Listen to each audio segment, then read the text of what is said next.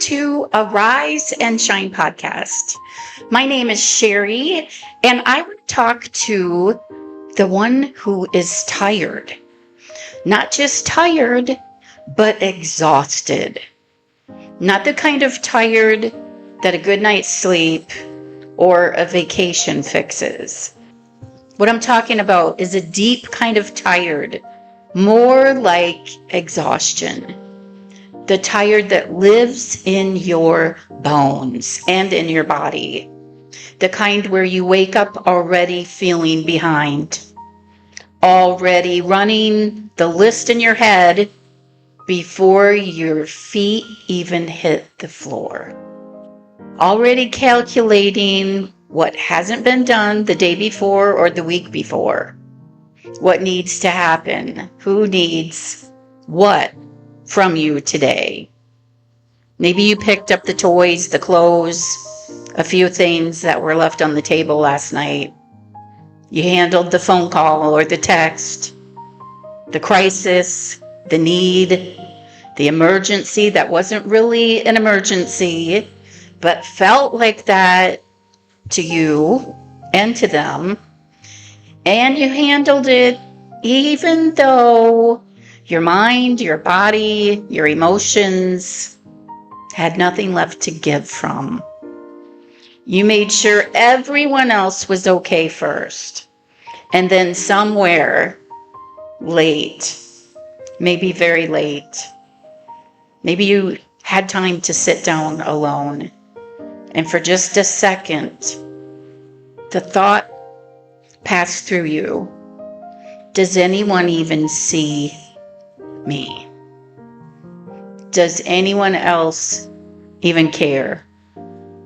Why am I always the only one that's doing all of this? Why do I not get the help that I need? And then you got up this morning and you end up doing it all again. Not because you want to, but if this describes you at all, I made this for you. Because what I'm about to say, I have almost never heard anyone talk about it. Not like this. Trauma causes a lot of effects. This is one of the survival things that I have not heard anyone talk about it. So to the person who actually needs to hear this, yes, you, tired one, exhausted one, weary one. This is not about just being a helper. It's not about having a giving personality or having a servant heart. It's about being the dependable one in the room, whatever room, wherever, whatever relationship you are in. What I want to talk about today goes far deeper than just being tired or just being exhausted. This is about you taking on full responsibility.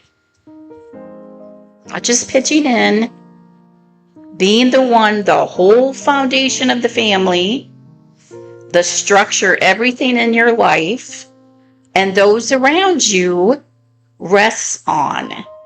The one who, if they stop, they think everything will stop because it's all on them. Sound familiar? The one who's quietly decided, not with their mind, but with everything inside of them, somewhere deep in their body, in their survival, that they are personally responsible for outcomes, emotions, messes, and needs that were never meant for them to carry, that are not their responsibility, but they became theirs and feel like they are theirs. You don't just help. You carry. You don't just take on. You take on. You take on responsibility that is not yours to handle or have. There is a difference. And here's the part that I have never heard anyone talk about. In carrying everything with all the love in your heart, with everything that you had to give, you have accidentally, gradually trained the people closest to you, hear me out, to never have to carry anything themselves or be responsible for their own consequences or be responsible at all. Before you click off of here, I want you to know there is no judgment, but help for you, help of a different kind for you. Yes, you. I want to talk about your children now for a minute, and I need you to hear me because I am not here to condemn you or shame you, and I am not here to condemn or shame them. I just want to tell you the truth with love, because the truth is the only thing that ever sets anyone free. You love those children with everything in you, and love, perhaps for you, has always looked like, you guessed it, doing. Love looks like fixing the plate. Love looks like making food where you take it all on, and you even, when you go to someone else's house, you bring food so that you don't have to allow someone else to give to you. Grocery shopping, putting groceries away, preparing, even and bringing food to them, maybe fixing their plate long after they are capable of doing it themselves, picking up the mess, the clothes, the toys at the end of the day, instead of fighting the battle, because by this time, it's too much hassle. You don't have enough energy for it. You never were meant to. So, you do it yourself. Maybe love looked like saying yes to their needs even when you are running on nothing. Absolutely nothing left. Love maybe looked like, instead of them feeling the weight of what you are carrying, because sometimes it feels like what we are carrying, if we ask for help, we're being a burden and putting that onto somebody else. And then you start to feel like the kids are bad somehow. They're bad kids because they won't help and they won't pick up the slack and they won't do their part. It's not because they're bad, and neither are you. It's not because they don't love you, but because every time, maybe not every time, but when something needed doing, you were already there doing it before it could even register to them that you needed help, before they could rise to it. And you didn't say, maybe you did, but if you didn't say, I need you to do this from the very beginning, they won't. And they didn't. And now they are grown or growing, and they don't know how. And something in you may burn about that, feel resentment, feel some anger, like no one helps me. And then something in you, along with that feeling, feels guilty about that. Because you know, deep down, you know that you taught them this with love, with sacrifice, but you did teach them. The plate you fixed taught them.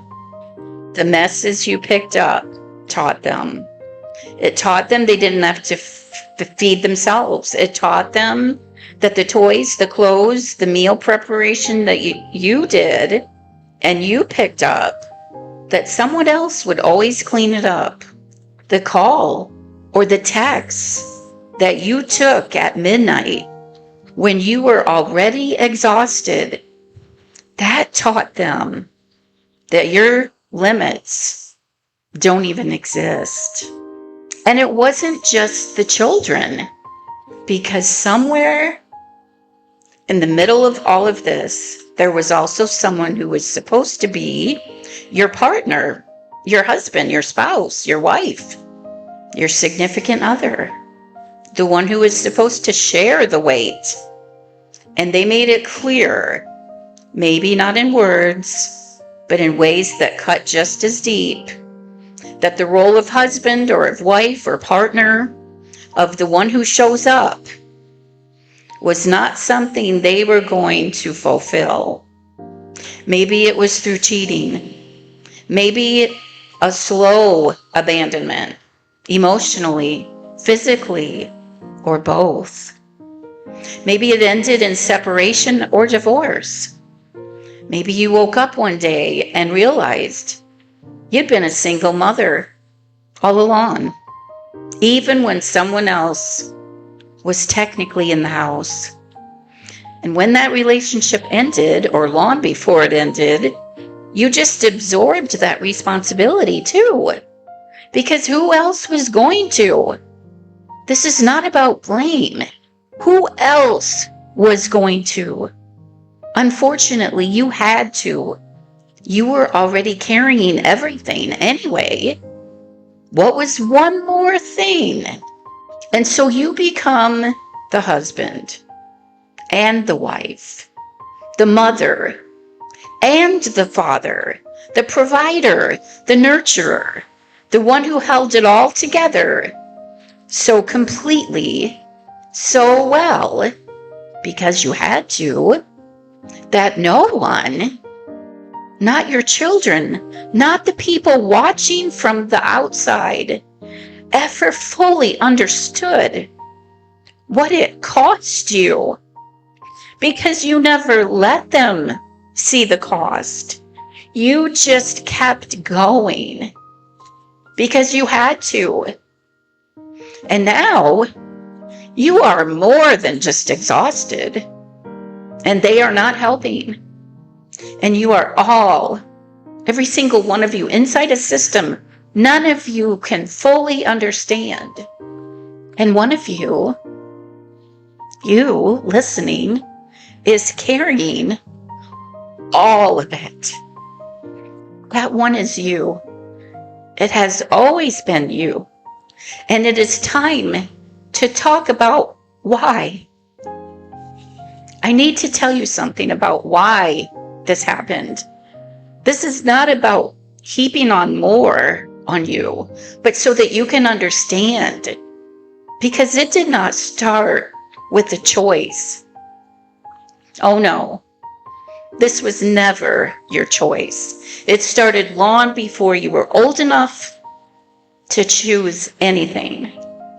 There was a time, probably when you were far too young to be handed this kind of weight, when life looked at you and decided you were the one. Maybe you were the oldest child. Maybe you were just the most capable one.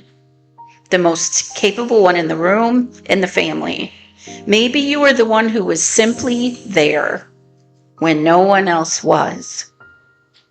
And the adults who were supposed to be carrying things, the responsibilities that they were supposed to have, didn't, or couldn't, or they weren't present, or they were surviving their own darkness, and there was simply no one left to hold it all together, except you. Maybe you became the parent when the parent wasn't there, making sure the younger kids had what they needed, holding the house together while the adults fell apart around you. Maybe you became something even harder, the fill-in spouse, the one a parent leaned on emotionally, the way they should have been leaning on another adult. You listened to things you were never supposed to hold. You carried secrets too heavy for a child. You became someone's therapist, someone's confidant, someone's emotional lifeline, before you even understood what any of those words meant for you. And nobody filled that backup in you. Nobody was there for you. Not because they were monsters, although there are some abusive people that do evil things. Most of the time, it's because everyone is just trying to survive. And in that survival, your needs went invisible. Even though I say you were capable. And in that survival, you were handling it. That doesn't mean you were fine. Maybe to everyone else you looked fine. So no one asked if you were fine or how you were doing. And you kept being fine, even when you weren't. And deep inside of you, not in your mind necessarily, in your body where trauma lives, a decision got made.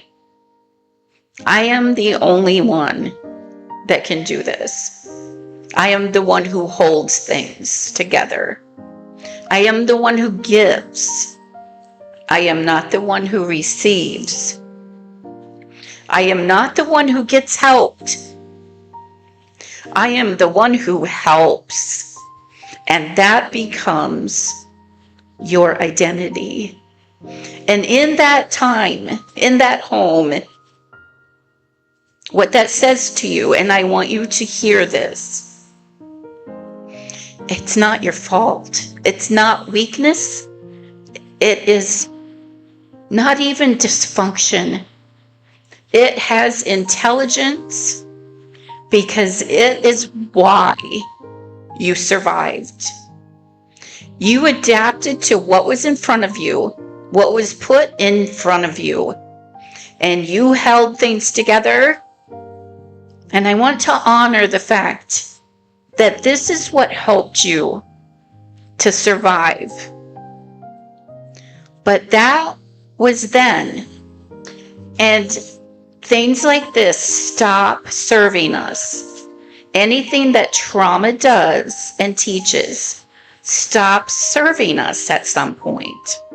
And you're serving others. You do abandon yourself to survive. But you stop serving yourself and you stop allowing others to serve you. Because a survival skill was never meant to be a life skill.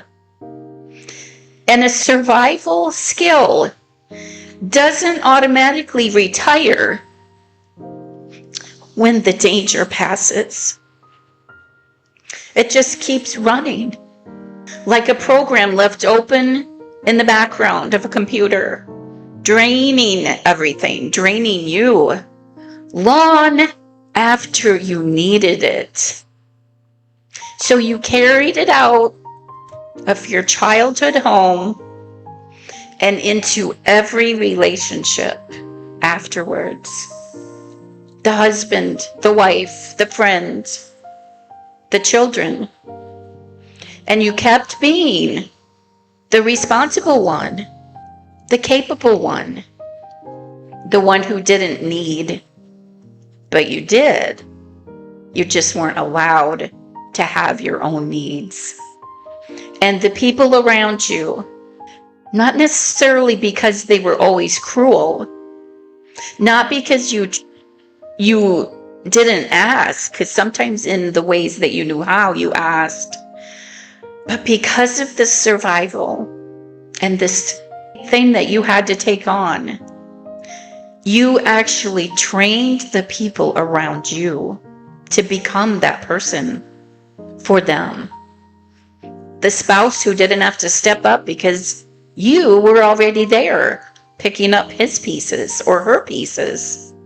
The children who didn't have to learn because you were already handling it. The relationships where you kept giving and giving from a plate that had nothing left. Because somewhere inside you, needing felt like weakness. And receiving felt like a debt somehow that you'd never be able to repay. And you wouldn't even know what that felt like to actually receive. You can only run on empty for so long before something gives out. Maybe it's your health. Maybe it's the stress level is too much. And when you've been trained to believe that you are the one who doesn't get help, maybe long ago you needed to see a therapist, but you didn't. Maybe the help is something you give, but not something you ever allow yourself to receive.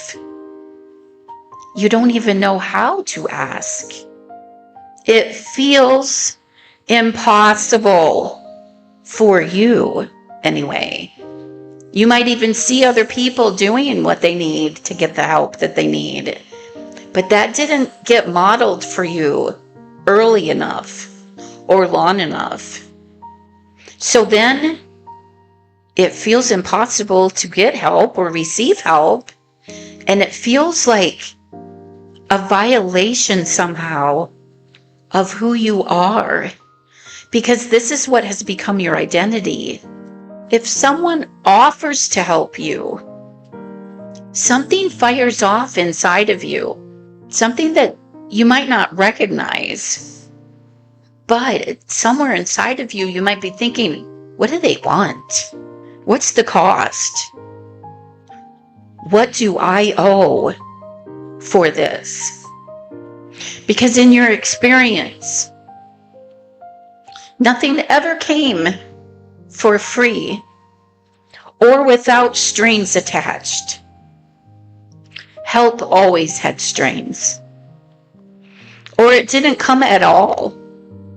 So the safest thing in your trauma mind and in your trauma body, the only safe thing became to not need help at all. You might think that's untrue, because deep, deep in a soul and spirit and emotional and mental and bodily level, you know that you need, but you don't believe that it's okay for you to need anything. Without knowing it, you ended up having to control everything yourself. That is not a judgment or a flaw about you. It was the only thing that you had left to do as a child, as a spouse, as an adult. But in having to do things your way, on your terms, without depending on anyone, and you got so good at it and so exhausted by it, then you're left still wondering why no one helps. But the truth, and I say this with all the love in the world, is that you had to build a life where you've trained the people around you that they don't have to. And this wasn't done on purpose.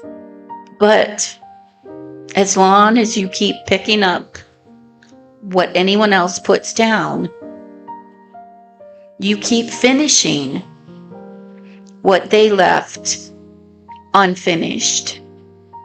You keep saying maybe to them, no, it's fine, I've got it, when it isn't fine and you don't really have it. And they believe you because you look capable. You always look capable. And maybe that has become your strength, but it's not. When we humble ourselves to accept that we need Jesus, we also need to humble ourselves to accept that we need help from others. Not when you're dying inside, before that. But if you feel like you're so exhausted that you feel like you can't go on and you're dying inside, and I don't mean suicidal. And I want to be clear here, I'm not saying any of this to break you even further. I am saying it because I believe you are strong enough to hear the truth. Because I think there's a part of you that already knows it. Part of you has known it for a long time, but probably didn't have words for it. You've just never heard anyone say it out loud. Without the judgment. With love. And without a label. Without making you feel like something is wrong with you. Because it's not about that there's something wrong with you. It's there's something needing in you. Something that is like opening to need more. You are someone who learned how to survive. You learned it young and you learned it well. And then the emergency, the trauma, the abuse ended. But no one told you that it ended. No one told you.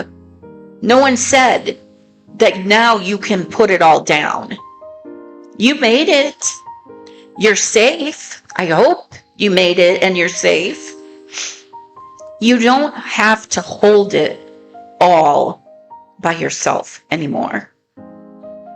You can, let me say this. You can put it down. Maybe not all of it. Maybe not today. Not perfectly by any means. But you can start. It starts with the undone stuff in the house. In the relationships. Instead of doing it, walk past some of it. I don't mean walk past people, but say no. It starts with the plate you don't fix. It starts with the yes, the real yes. The yes that you don't immediately take back when someone offers to help. And you let them help you. It starts when you don't immediately take it back by finding another way to still do it yourself. When someone who loves you deeply offers to help. It starts with a conversation with your children that becomes not from the exhaustion and the resentment of an 11 o'clock at night talk, but from a place of grounded love that says, I have been doing you a disservice. Not because I didn't love you, because I do.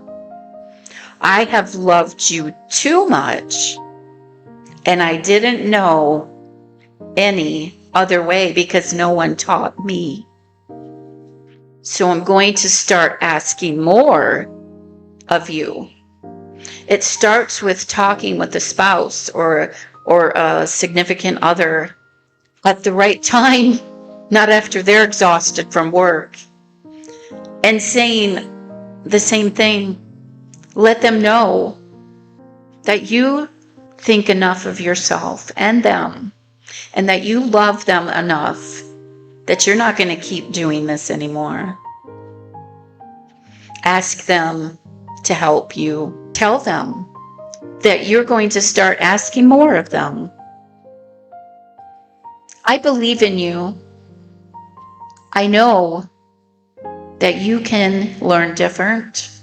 Sometimes it's a matter of just someone giving us permission, telling us something that registers in our mind, in our bodies, in our soul, in our spirit, that, yeah, she's describing what I never had words for and what they never told me. You can learn. You can rise. And so can the people around you. They will, if you let them. And let yourself receive. When we give the responsibility of other people to them, we have open hands. And you may have learned that it's safe to do this with God, where you let go and surrender things that you don't need to carry. And then your hands are open to receive from God. You can do that same thing with people and circumstances. This isn't mine. This is too much. This is not my responsibility. And let them be responsible for themselves. And then you are ready to receive from them, maybe for the first time or on a continual basis, not just every once in a while when you yell enough or get exhausted enough and say, I need help, I can't do this. And let yourself receive slowly, carefully, imperfectly, but receive. Because the people around you are more capable than you've allowed them to be. And so are you. You are capable of something you have never tried. Letting someone else carry it. Letting some things be imperfect. We can have high expectations. We can have imperfect expectations.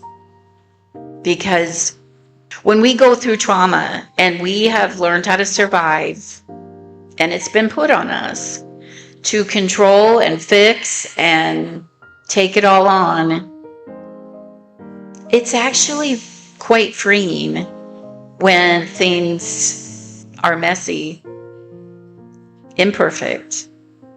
And then there's another one, choosing not to fix it.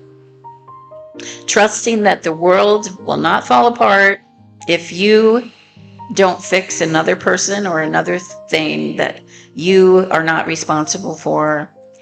And then you can actually sit down and you can actually relax and it won't all fall apart.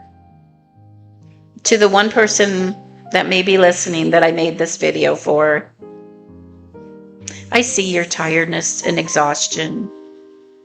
Maybe standing in the kitchen at the end of another impossible day, or falling asleep on the couch after picking up what everyone left, saying you're fine, carrying what was never yours to carry. You don't have to be the only one anymore. There's no person that can be responsible for everyone and everything. And then there's you. You need to have time for you, self-care, having other people do things for you. By the end of this, maybe not today, maybe not this week, but by the end of what God is doing in you, you will know what it feels like to let someone else hold something or do something or be responsible for something. Maybe you'll be able to ask for help and mean it and know that you're worth getting the help, to receive without the guilt to sit at a table that someone else prepared and let it be enough. You survived all of the things that made you carry everything. Now it's time to learn how to live. This is Sherry with the Rise and Shine podcast. Thank you for watching. God bless you.